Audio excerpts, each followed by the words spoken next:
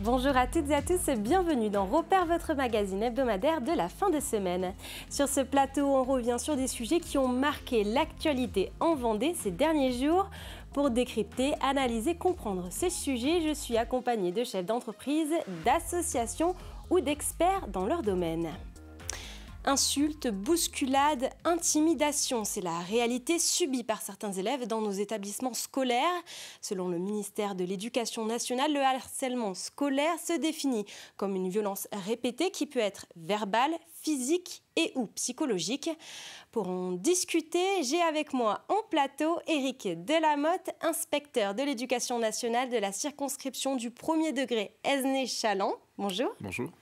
Et j'ai également Éric Chesson, référent départemental harcèlement. Bonjour.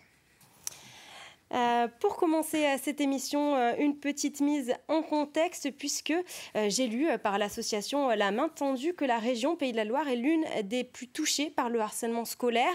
19% des élèves sont ou ont été victimes de harcèlement scolaire, la plupart du temps au collège.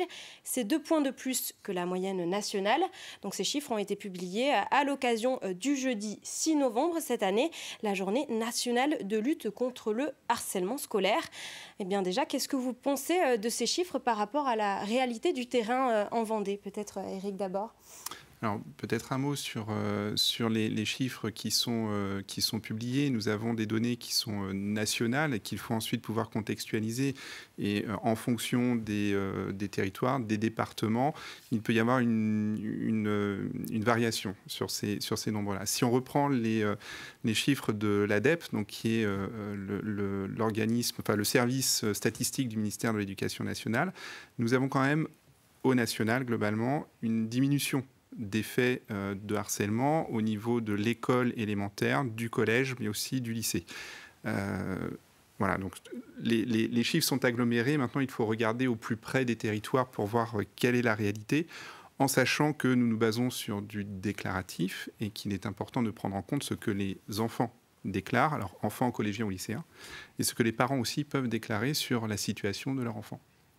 Ouais. Et vous, Guillaume, peut-être vous souhaitez ajouter quelque chose en votre qualité de référent départemental? Je ne reviendrai pas. Il y a des chiffres effectivement qui sont donnés par l'ADEP, comme le dit Éric Delamotte.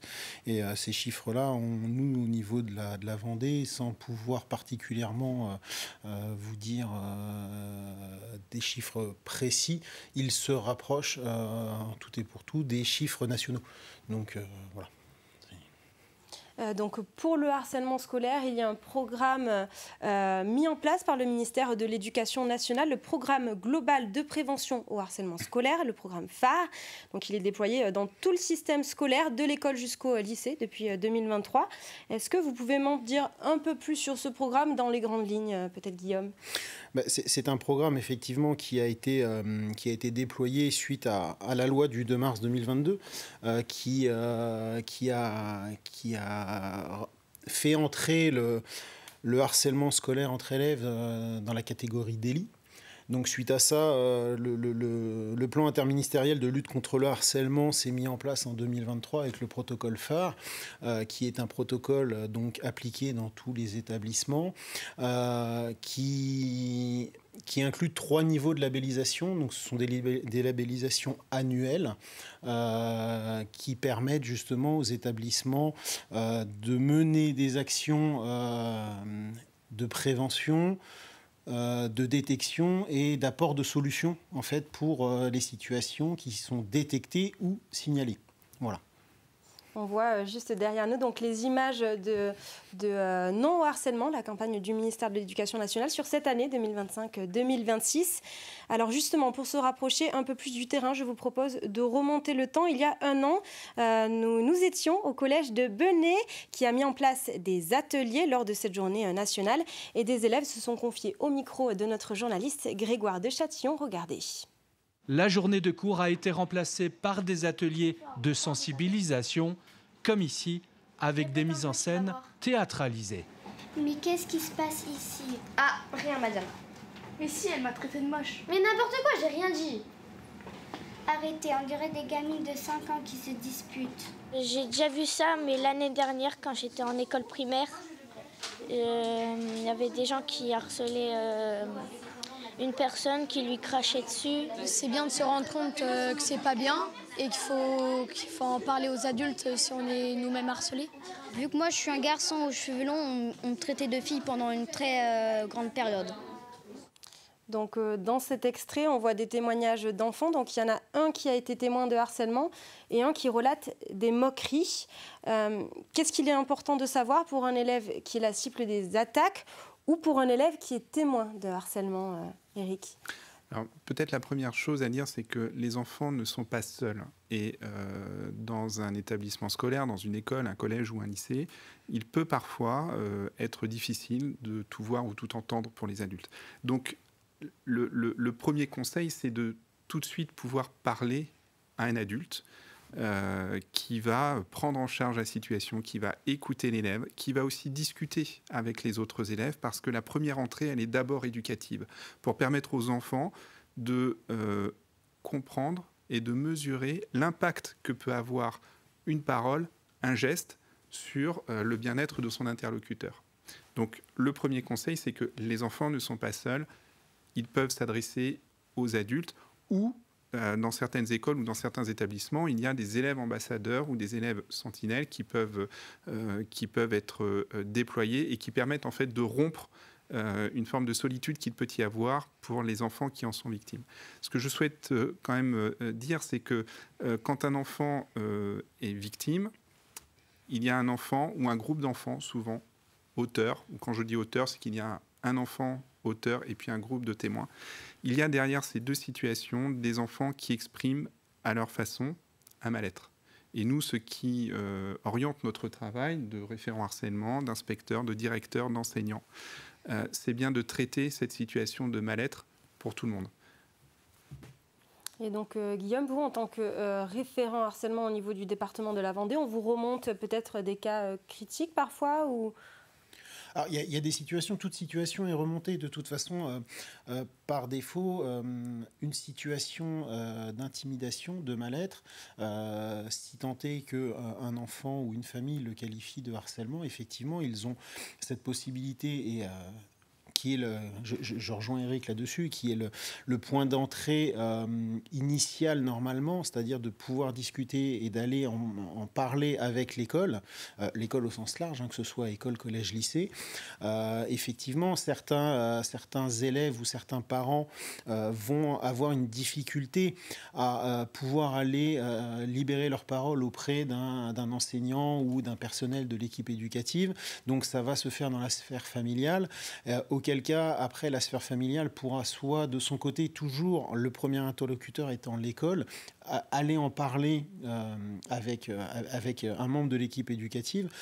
Et si cette possibilité-là ne leur convient pas, il existe le 30-18 qui leur permet effectivement d'avoir des écoutants, donc qui sont des professionnels de santé, juridiques ou psychologiques, pour les orienter et les aider.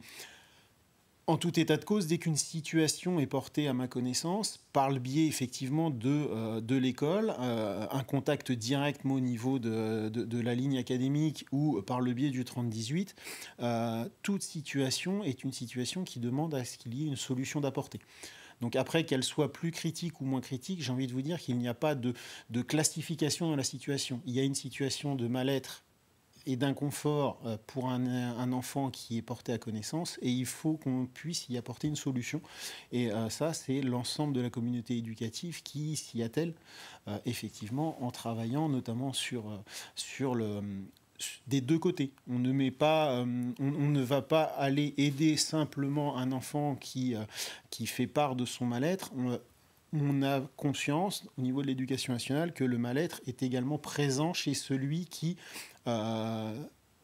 l'induit, parfois contre son gré, mais c'est sa façon d'exprimer son mal-être. Voilà. Et pour les harceleurs, vous avez parlé de délit depuis 2022 pour le harcèlement scolaire. Qu'est-ce qui est mis en place comme sanction ? Alors, à partir du moment où c'est un délit, on en arrive à la possibilité de la sanction pénale. Donc ça, c'est une sanction qui va dépendre d'un juge, d'accord, à minima du procureur de la République pour se prononcer effectivement sur l'opportunité des poursuites. Mais nous, au niveau éducation nationale, il y a ce travail de fond sur les compétences psychosociales pour que les élèves prennent en compte la situation qu'ils induisent et qui se répercute sur un élève qui présente le mal-être dont il fait part. Et ensuite, il y a également, nous, après, des sanctions, mais qui sont internes dans le cadre du Code de l'éducation, si effectivement les choses perdurent ou s'aggravent. Mais après, la partie législative, l'éducation nationale, ce n'est plus notre précaré. Et donc, le harcèlement peut s'exercer au sein de l'établissement. Mais ensuite, lorsque l'élève rentre chez lui, il y a aussi Internet, il y a le téléphone, et ça peut devenir du cyberharcèlement. Est-ce que ça monte en flèche? Qu'est-ce que vous observez en Vendée? Vous, Eric, qui étiez auparavant directeur d'établissement également Alors, c'est un fait, c'est que la place des outils numériques, la place des réseaux sociaux renforce ce phénomène de harcèlement. Pourquoi il le renforce? Parce qu'il n'y a plus de rupture ou de discontinuité entre le temps scolaire et le temps hors école. C'est-à-dire que ce qui peut se passer à l'école peut continuer sur les réseaux sociaux. Ça peut parfois démarrer sur les réseaux sociaux et ça peut arriver jusque dans les écoles aussi. Les deux sont vrais. Donc en fait, l'enfant peut être confronté en continu à des messages, des propos, des images qui peuvent être dégradantes parfois. Donc il y a un vrai travail à faire sur la prévention du harcèlement. Guillaume l'a cité tout à l'heure, le travail sur les compétences psychosociales. Je souhaiterais juste rajouter que la sanction pénale est une sanction qui arrive au bout d'un processus, mais que la sanction, elle a deux sens. Un sens au terme de la sanction pénale que l'on peut connaître, ou la sanction disciplinaire telle qu'elle peut exister, notamment dans le second degré, mais il y a aussi la sanction en tant que mettre un terme à la situation. Et dès lors que nous intervenons, c'est une première forme de sanction, c'est pour mettre un terme. Ensuite, il y a tout le travail éducatif qui va reposer à la fois sur les enseignements, et je pense notamment à l'enseignement moral et civique qui permet à l'élève de se construire comme citoyen et donc dans sa relation aux autres. Et puis le travail qui est mené sur les compétences psychosociales notamment et à travers les autres domaines. On peut citer l'éducation physique et sportive par exemple pour développer la coopération entre autres. Mais toutes les disciplines y contribuent. Par rapport aux réseaux sociaux... Je vais devoir conclure pour finir en rappelant ce numéro que vous avez dit qui est quand même très important pour vous, parents, élèves, professionnels. Vous avez ce numéro d'écoute, c'est le 3018, un numéro gratuit, anonyme, confidentiel et disponible 7 jours sur 7 de 9h à 23h. De 7h à 23h, pardon. Et c'est la fin de cette émission. Merci à tous les deux d'être venus sur le plateau de TV Vendée. Repère revient la semaine prochaine pour un nouveau numéro. Je vous souhaite une très bonne fin de semaine.